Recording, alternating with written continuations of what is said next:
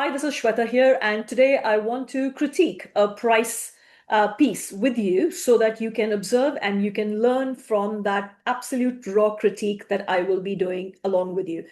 So let's have a look at this live case. This is from a cleaning business, and they are pricing for a particular venue, for a particular site, Unit 1, Unit 2, and the communal areas. And when I came across this, I was like, wow, there's so many things that could have been done better here. And obviously it was done, it was improved, but let's learn, let's go through that.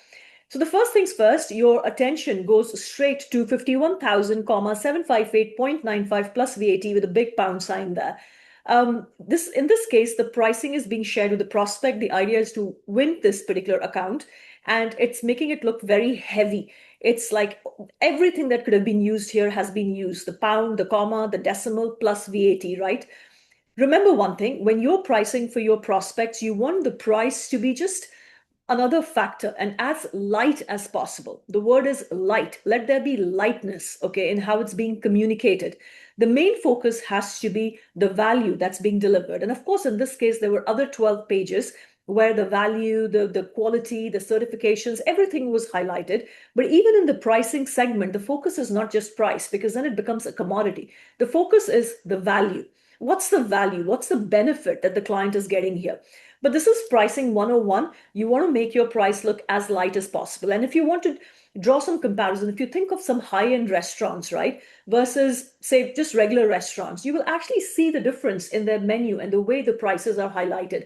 Typically, they won't have pound sign, they won't have these decimals, they won't have these commas. It will literally be like a floating figure like 23, 17, 6. Right? That's it. The focus is the menu. The focus is the description of that particular item. And the price just happens to be there in the lightest possible way. So draw some learnings from that and then see how you can incorporate that in your business. That's number one. The second thing, and a really, really cardinal mistake as far as I'm concerned here, is the way the prices are arrived at, as in 10,349.79. I'm 101% sure that you are aware of the psychological price points, right? Like 10 pounds, 20 pounds, 5 pounds. Similarly, 10,000 pounds, 9,999 or 95 or 97, whatever the last two digits are. But here, just if the person would have priced it at, say, 9,995, just as an example, we're roughly talking about 400 pounds difference in a quote of 51,758, whatever the decimals, right? It's not a huge figure, but psychological, when the prospect is reading it, for them, the price point is, oh, okay, for unit one, it's 9,000 something. That's how you read. That's how I read, right? When the price point is given to us, we don't really go all the way to the decimal points. The mind automatically wants to round it down or round it up, depending on the ease of rounding, right? And you want to make your prospect round it in your favor.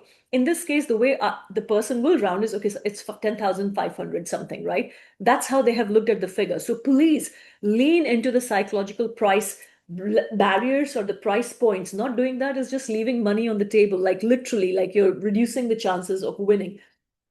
And then the way the description has happened, service area, 2 hours per day at 19.85 pounds per hour. It's like, why do we have to talk about our rates, which I'm sure is not required? And then the value delivery sounds so small. It's like, okay, 2 hours per day, but then I'm paying 51,758.95 plus VAT on an annual basis. You see the balance, right? It's so imbalanced right now, not in the favor of the business here, obviously, right? So then we look at this, and then if you look at the monthly, the calculation is not correct. First of all, divided by 12, the calculation is slightly off. And then what's the difference between annual and monthly? Why will I not want to incentivize the prospect to pay the entire annual amount? Even if it's not possible, it leaves a buffer for the business person to actually negotiate and come up with better terms of trade. So why are we not leveraging that bit? And I'll show you what I mean by that, right? So let's scroll down, because, and this is like literally few minutes of work and just putting some thoughts, key thoughts together. There's so much more that can be done, but let's focus on 80-20, right? The big ones. Look at this representation. Look at the description.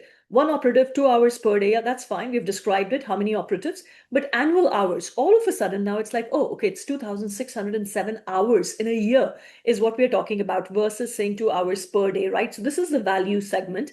And then if you look at the annual price, we're now talking about the psychological price points 9987, 9987 because same size, 29960. And then the overall price is 49343. No comma, no pound, no decimal, nothing.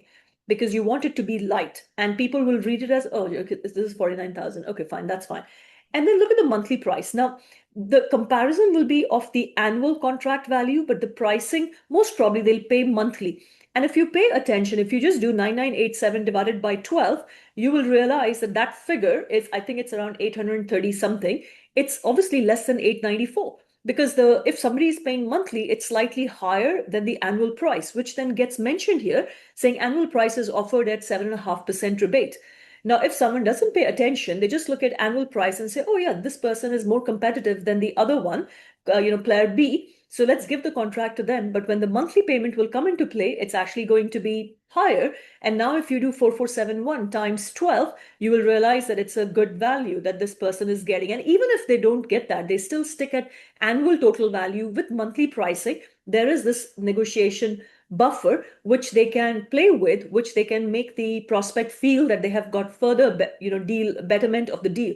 So it's just paying attention to these fundamentals, because when it comes to competition, it becomes very cutthroat and you have to stay very sharp on your game, because it might sound like small changes, which they are not actually. But even if these are small changes, they all come together and make a substantial difference. So I hope you enjoyed critiquing this piece with me. And you will go back and have a look at your pricings and your proposals and make sure that everything works in your favor, because when it comes to competition, you want to be completely on top of your game. All right.